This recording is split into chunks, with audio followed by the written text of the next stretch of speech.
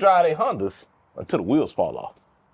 But in this case, your wheels gonna fall off probably while you driving a Honda, and it's new. Bro. You gotta mature yourself. Nah.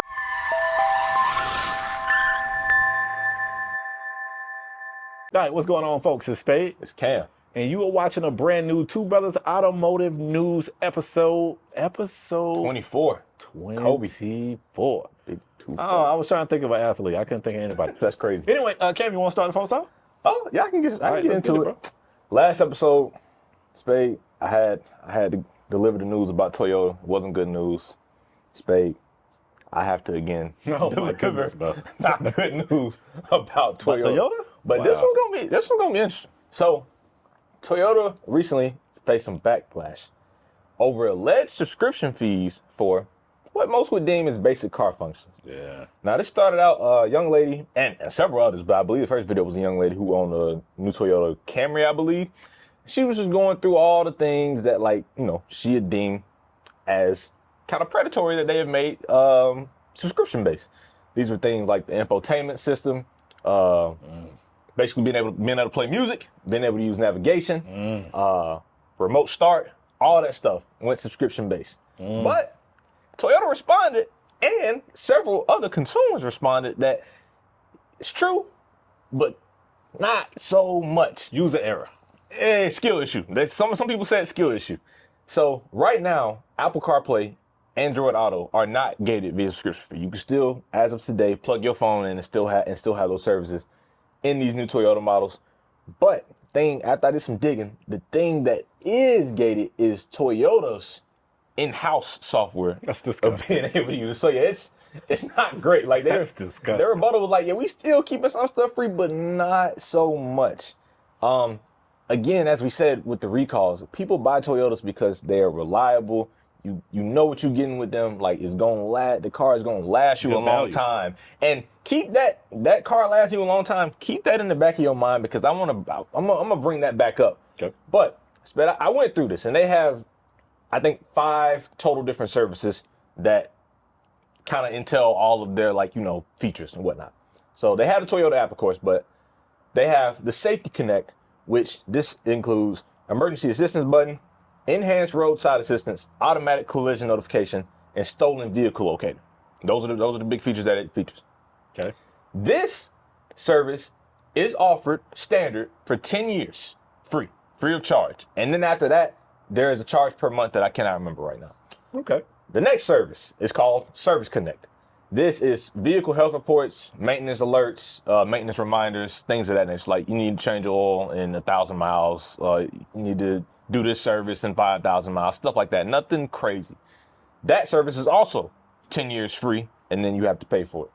The third service, Drive Connect, access real-time traffic elements, 24/7 live agents, and new voice commands. Also has onboard assistance.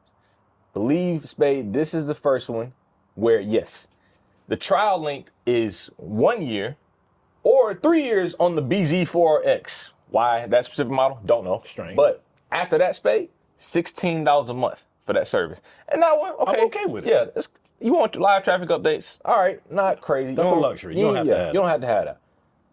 This one, though, Remote Connect. Start, lock, unlock car doors, and more using your compatible smart device. This also includes remote start. So if you want to start the vehicle up and get it warmed up from the phone, you can do that through the service. This feature also uses the Google Assistant, as well as like smartwatch integration. It just has some app stuff, but essentially you can have remote function over your car. This one is also trialed for a year, 3 years on the BC4RX, which is whatever. And then, Spade, that one is $8 a month. After a year, you got to pay $8 a month to warm your car up. If you live in a cold state, you got to pay $8 a month to get on your phone and be able to say, yeah. I got a question about that. Okay. Is that just from the phone? Can you still do it if you are within range? So I don't know if they allow you to do it on the fob. I don't know. I ain't gonna lie. I ain't hating it. You ain't hating it? I'm hating that one. You hating it? I'm hating that one. I'm hating That's that not, you don't feel like those are let me finish. I'm gonna let you finish Okay. it. The last one, and this one is like 100% luxury. Like, this one should be paid for. Wi-Fi Connect, mobile hotspot and integrated streaming. It's connected by AT&T and no Wi-Fi service. You can connect up to like 5 phones, basically 4G speed. Also includes integrated streaming for Apple Music and Amazon Music on select models, but again, Just to run it through there. yeah, just to run through their stuff as opposed to running through your phone. That one is, the trial for that is 30 days. It's split. It's 30 days for the Wi-Fi thing. Well, they say 30 days for the Wi-Fi thing, and then it's 1 month for the integrated streaming. So they're both 30 days. So whatever. Okay. Yeah, and then the renewal fee depends because it's through third parties. So that varies. That one, Wi-Fi is all. I feel like Wi-Fi. If you need Wi-Fi in your car, then yeah, you probably some big wig that's taking meetings all the time. You good. So I'm not mad at that one. I'm not necessarily mad at the Drive Connect one either. Like that one ain't a big deal to me. Run me the features again. For the Drive Connect? Yeah. That one is the live traffic updates. Yeah, access real-time traffic elements, 24/7 live agents, and new voice commonds. I'm not too sure what that are is. the agents doing? Yeah, are they getting me food? Yeah, I don't know what they're doing. And then the onboard assistant, they say let's say this is the description: real-time traffic updates. Again, access to live agents. Still not really saying what that means. Drive Connect means you never have to pull over and ask for directions again. So I guess that's what the agent's doing. You can go say, hey, send me to the nearest Quickie Mart, and it's gonna take you there as opposed to, I'm not gonna lie. I'm not mad at. I'm not mad at. Oh. The Remote Connect is the one I have a gripe with. Okay. That's the one I have a gripe with. Remote locking and unlocking your phone, and remote starting your vehicle, especially if you live in a cold state like for us in Florida and California, where it don't really get cold enough like that, where we ain't really just warming up our cars. We probably don't care, but you think about people who live somewhere like Colorado, and you got a Toyota, and you just want to, let me get it started at the beginning of the day before I get out there and sit in a cold car. It sounds like something worth paying for to me. It sounds like something that's on the car already. That would, like, in the past, that has been a feature that you could sell people on the car. Now, I will admit, if you cannot remote start from the fob, then it's a little sleazy, maybe 20% sleazy. I'm assuming if that you can still do it from the fob. I'm assuming that you can't, because I don't think it would be outcry if you could. I want to bet Toyota, don't you make me look crazy up here shaking these pom-poms for y'all. I'm still riding with y'all. Everything, I'm gonna tell you what I get here.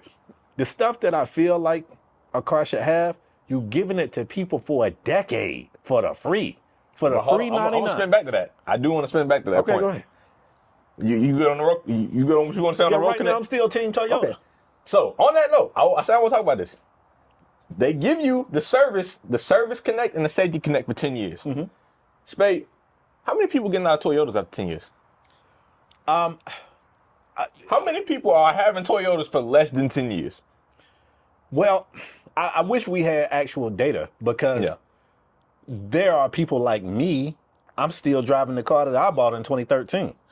But I think I'm an anomaly. Most people are getting out of their car. I still know people that feel like when their car hit 100,000 miles, they have to trash it. They have to get rid of it. But people who drive Toyotas? Yeah, you know what they do? They go cop a new Toyota. And then that 100,000 mile Toyota goes to a used dealership and somebody buys it used because it's still a reliable car. Now, don't get me wrong. There are people that buy their Toyotas and drive them shits for 20, 25 years. But I still think they're the minority. Maybe so. I would love to have data. But without seeing data, I'm willing to bet, and I might be wrong, I'm willing to bet out of all the car manufacturers that people keep Toyotas probably the longest. I think that's a fair assumption. For me, I think it's a bit disgusting that features like emergency assistance, enhanced roadside, automatic collision notifications are going to be put behind a paywall on a car that you have built to last far longer. They're giving you a decade, brother. And then you got to pay for that? You ain't got to. If you wanted to, Cam, they've given you. Well, yeah, if I just get in the car wreck, I hope. They've given you 100,000 miles for free. To me, but that's a basic car. That's basic car functionality. And now that's going to be paid for. Which one is? Automatic collision notification. And a modern day car. Is it? Yes. I don't know. Like I said, I don't drive a modern car. When I have a wreck, you know who notifies somebody? Me with my phone when I dial 911. Even the traffic updates. When I jump in the car, I got Waze telling me what a cop said. Like traffic. That's two different services. I'm just saying. I feel like you know what, Toyota. Send your boy a whip. I'm still rocking with y'all. The Service Connect, I'm also not mad at, because it's like, I am and I'm kind of not, because my car has maintenance notifications. My car today tells me like, hey, you got an oil change coming up 1,000 miles. You also have an interim service coming up in 5,000 miles. That's true. And that's a 2012 German luxury car. You know what they did before that? You want me to tell you what they did Just before? remember the mileage. No. When you went and got your car serviced, the people who did the service put a little sticker on your windshield. That's what I'm not necessarily mad at that, but it is sweet.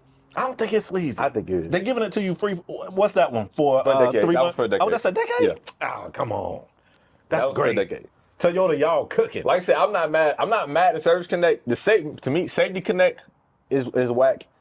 The remote function being behind a paywall is whack. You know what I want people to do? Jump in these comments. Let us know. Am I just fanboying out? I think you're fanboying. Or is Cam just being a little too critical over here? It ain't much you can buy at all that gives you 10 years of anything. Give me something else you can buy that give you 10 years of anything for free. I bought a damn Ring camera, and they gave me a service where I could, like, whenever it record video, I could go back and watch the archive video. They gave me that shit free for like 30 days to get me hooked on it.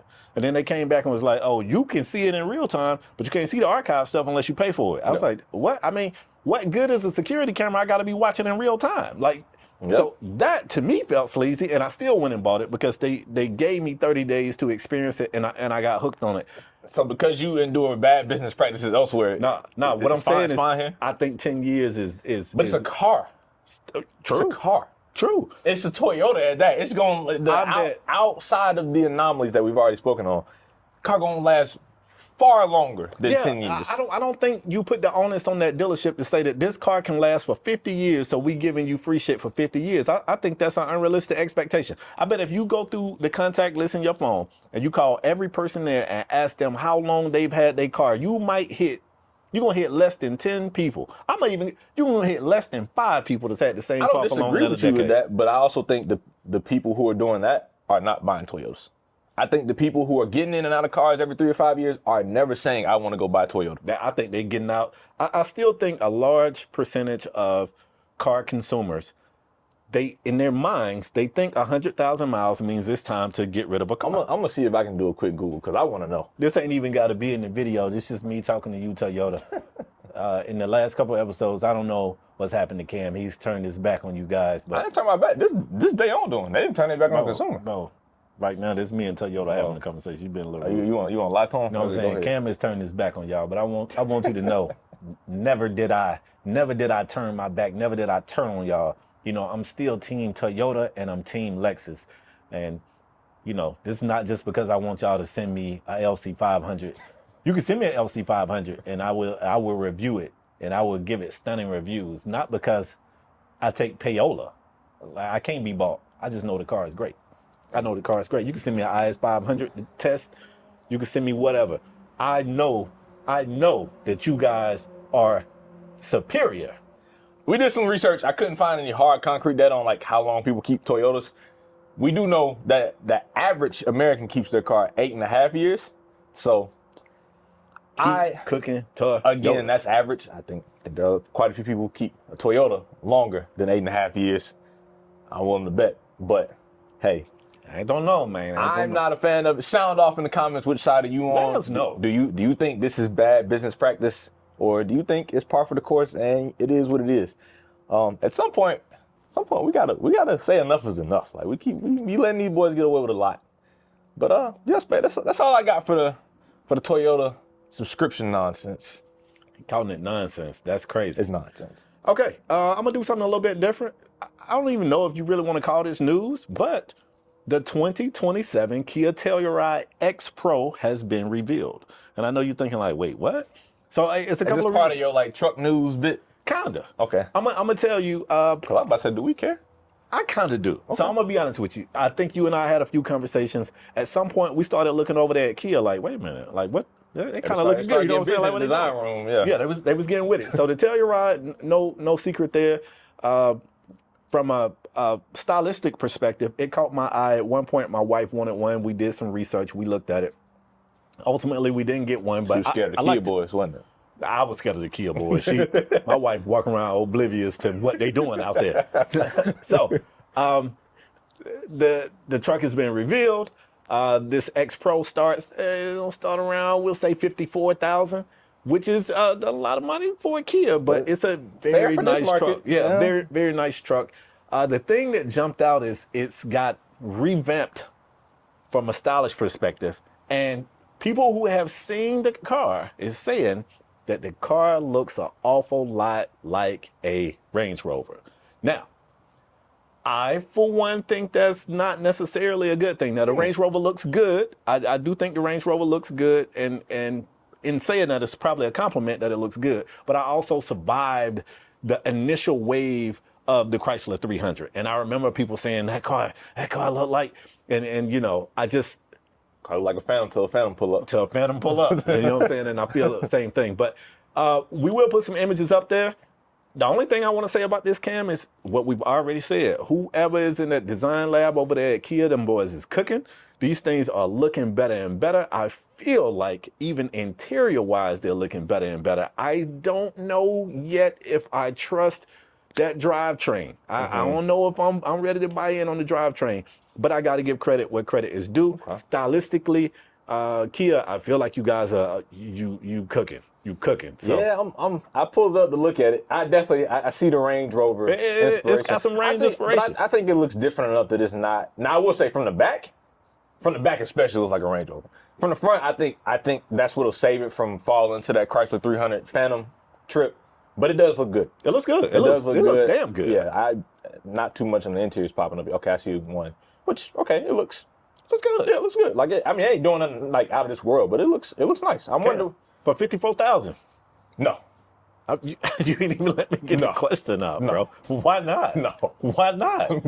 First of all, I'm not a big truck guy. I'm not a big SUV guy. Oh. Maybe if I needed an SUV, maybe. Yeah. But still, no. Why not? Why you know what I get 50 bands? In the SUV market? Yeah. What? A used Cayenne, a used Macan. Used, but you don't want brand new? No. Used Porsche, new Kia that can USB stick. Hey, nah. I just wanted to throw it out there. We're going to put images up. Do me a favor, jump in the comments. Let me know if you're in the market for an SUV, if this Telluride X Pro could be on your list. That's all I want to know. Okay. That counts. He had tickets blocked for truck news. That's right. Like, where we going with Kia? I got to talk trucks, and I was struggling to find truck news. Fair enough. Okay. Spade. I ain't got no good news. I think you never bring good news. No, that's not true at all. This is a trend. That's not true at all. I got no good news. And all of Japan probably going to be tight with me because I'm going back there again, but I'm not going to Toyota. I'm not going to Nissan. So that leaves one other manufacturer. Going to Honda. Okay. Honda has issued, let me back this up. First of all, like Toyota, people drive their Hondas until the wheels fall off. But in this case, your wheels going to fall off probably while you driving a Honda, and it's new. Bro. You got to mature yourself. No, I had to get that in because I thought about the punchline. I said, this is going to be great. But anyway, Honda has issued a recall, Spade, over what they're saying is a supplier issue that is essentially can cause the wheels to literally detach from the car and fall off while in use. This impacts all Honda Civic models from the year 2016 through 2021. And I want to stop there because how the hell it take y'all this long to find this out? We talking about basically a decade because 2016 cars are made in the year prior. That's so true. These cars are manufactured in 2015 and we just now find out about this in 2025. I want to know how many people's wheels have literally fallen off the car. Not good. For them to have been like, oh yeah, we might have messed something up here. So again, you drive a Honda Civic between 2016 and 2021, listen up. Damn. This is a process error that Honda is saying the supplier made an error here, where the steel lug seat inserts essentially can deform while under operation, causing the lugs to loosen and eventually detaching from the car when under use. Honda is advising owners to take the vehicles to an authorized dealer, so they have notified people, unlike their counterparts. That's good. Yeah, so that's good. For an inspection, as soon as they are notified, not the as soon as they are notified thing I don't get, because if you saying it's it's just Civics and it's from the year 2016 to 2021, why is there a wave of everybody who got this car? It might have been selling a buku amount of them joints. Maybe, but I don't feel like that's on an as notified basis. You saying it's just one model from this specific year. No, that's fair. Let all the people know and go there. But if you haven't been notified, you can go to www.recalls.honda.com and I think you can put your VIN number in there and they'll let you know like hey, if you need to bring your car back or whatnot. But Spade, I don't know if I said the number. This is over 400,000 vehicles are impacted. Well, basically, I say vehicles, 400,000 Civics. And that tell you how much Civic sells. They also sell like hotcakes. So, yeah, if you're driving a Civic, please be careful. Your wheel falling off can be pretty fatal. Well, not pretty fatal. It can be fatal. You can unalive yourself with something like this. So if you drive a Civic and it's in the year 2016, 21, please take that to a dealer immediately and get it checked out. Hear me out. Oh, Lord. Hear me out. You trying to shoot them some bell, too? You can put you some aftermarket wheels on that guy. You know what I'm talking about? You ain't I don't know if it's going to fix the steel lug insert. It ain't the wheel itself. It's the lug. Oh, it's the lug. Never mind. Never mind. Which, I want to go back to that.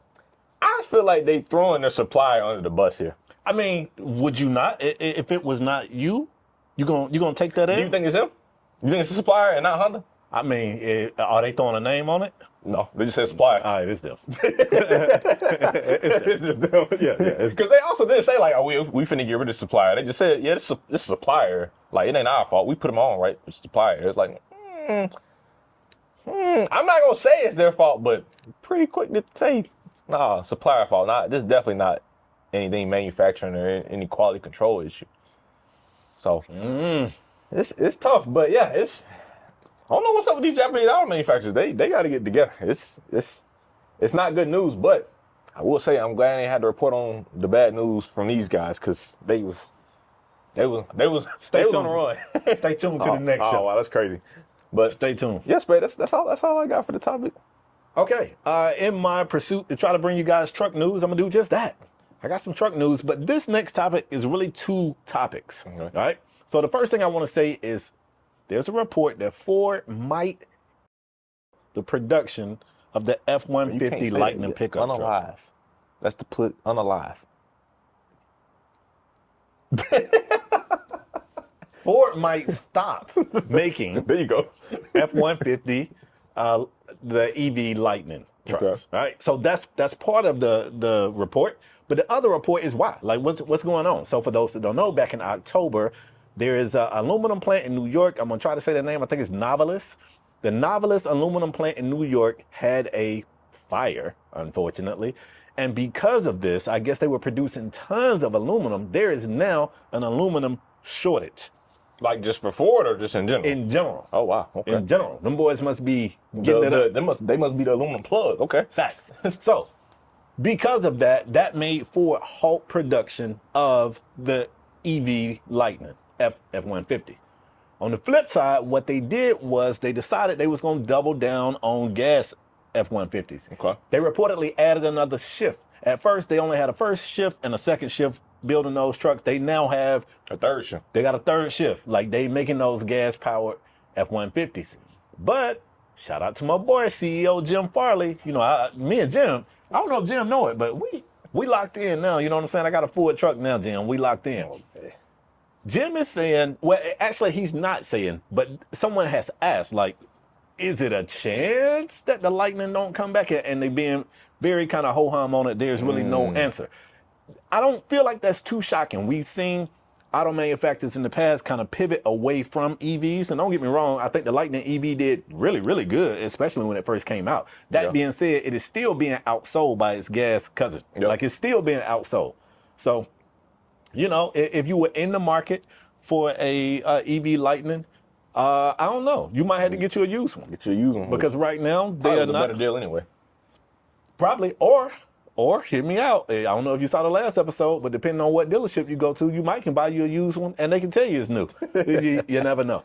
But yeah, Cam, what do you think? Do you think Ford should pivot away from the Lightning? Because I feel like the Lightning did okay.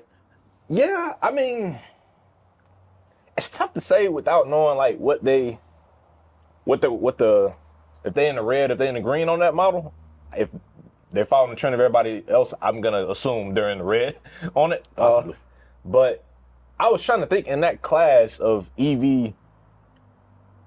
Now I ain't gonna say pickups because I can't say pickups because the stupid Cybertruck exists, but EV workers cars, like people who do blue collar jobs. Sure. It's the Lightning. It's the Cybertruck. The Rivian. The Rivian, which the Rivian always got recalls and issues. It stay having and issues. it's expensive as hell. Yeah. So did the EV Silverado come out? Does that exist yet? Which, I don't know. The fact that we don't even know, that shows how much. If it is out, that shows how much the EV Silverado is moving. Not, but I'm not sure. But yeah, it might not be out. But I feel like that was a king of its class. Outside, like you had that in the Cybertruck you might fight with, but the Cybertruck was more expensive. So True. I kind of put that in the Rivian in the same category, even though like the Rivian just like, unless you just got stupid money to blow, why are you buying that? They are nice when they do work from what I see, but they never work. So it kind of would suck if you in the market like I like electric vehicles, but I also I need to tow and carry a bunch of stuff. For that to go away, and it's like, all right, you already had limited options, and now you down probably, definitely if you're in America, like the easiest option to get. So, well, I should say that don't mean Ford is out of the EV truck market. Or they might make a new. They might make a new one. So they're pondering replacing the Lightning with the Rogue electric vehicle. Oh no, I lied. But no, they're pondering replacing the F-150 Lightning at this center that they have in Michigan. They call it the Universal Electric Vehicle Platform, right. And they are intending to deliver more affordable EVs, including a $30,000 EV truck. That's what they're intending. Now listen, I see your face, but I feel like, I don't know, 10, 15 episodes ago, we talked about some CEO, I don't know if it was Farley, somebody at Ford got them hands on a Chinese EV and was like, yo, they are kicking our ass. So I think ever since he had that experience with that Chinese EV, I think he has been like, we have to figure out how to make them better, how to make them cheaper. Are they not going to use aluminum? Aluminum coming back. So the plant is shut down. They're still shut down, but they are expecting to be back up and running first quarter 2026. That was my next question. I'm like, you can say you giving the Lightning, but you still gonna need some aluminum. So I was like, that's very true. Yeah, okay. So I wonder if they. I'm guessing here, and don't take it on this fact. I wonder if they're in the red on the Lightning. Maybe they, like far as he's seen other EVs. Maybe there's some design decisions that's driving the cost up for them. Sure. Maybe they wanted to pivot, but because they were already knee deep in on investment, they were like, we can't. But this is kind of like the silver lining moment. We're like, oh, this sucks that it happened, but it gives them out to kind of, hey, we can jump out of the car here and start something new. So I'm wondering if that's what's happening. If so, and if it's cheaper, I'm always happy to see that, especially in these days. Outside of TVs, ain't nothing getting cheaper. Eggs up, their bread up. Meanwhile, you can get a 50-inch TV for $13. You can get a 1,000-inch TV for $700. It's like you put a whole movie theater in your house. People used to camp outside on Black Friday for TVs. Now it's like, you only TVs up. When people like, I got a 50-inch, I'd be like, that's it? Like that's all you wanted? Like, damn, boy, you broke? You know what I'm saying? Like, what's going on? That's basically what it be like. Well, you stop at 50. So if they come out with a nice affordable truck, especially for that market, they going. And if it tows, that's the other thing. That cheap, I'm wondering about the tow capacity and how much of a working vehicle is going to be. Because even the Lightning itself, even though it was great, once you start doing some towing and stuff, the impact to the battery. It killed the performance. So I'm interested to see how they finagle that. Also, would like to know more about what caused that fire to this plant that is apparently the aluminum plug for everybody, and why that wasn't major news. Because not only is that an issue for cars, but a lot of things use aluminum. So for this big plant that seems to be like a big player in the aluminum monopoly game, like that's concerning. No, it really is. It really is. So. But yeah, that's all my thoughts. Those all your thoughts on that? Yeah, man. I can't front. Like, I'm not the biggest EV fan. Mm-hmm. I do recognize that, to your point, like, it seems like it's a market for a truck that's not gas powered, that still allows you to do truck things, help friends move, tow shit, pick up, I don't know, bags of sand and bricks. And, whatever. So I think it's a market for it. But like you said, without us having to look at the books, like if you're thinking about not bringing it back, it's a reason. And it ain't because it's making money hand over fist, because if it was, you would be at this aluminum plant. Like They would have found more aluminum. Like pass me a broom. Like let's get this shit cleaned up. Like what y'all boys doing? So yeah. Yeah, that's interesting. Sound off in the comments if you were in the market for a Lightning. Does it change anything for you? Seems like you probably can't get a new one right about now. But if it goes away, are you sad by that? Do you not care? Are you gonna go buy a Cybertruck? You gonna go try your luck with a Rivian? Like, what are the options there? And if you're interested in our other topics, do you care that Toyota is moving all this stuff to subscriptions? Do you care that Honda got wheels falling off the car, and not in a good way?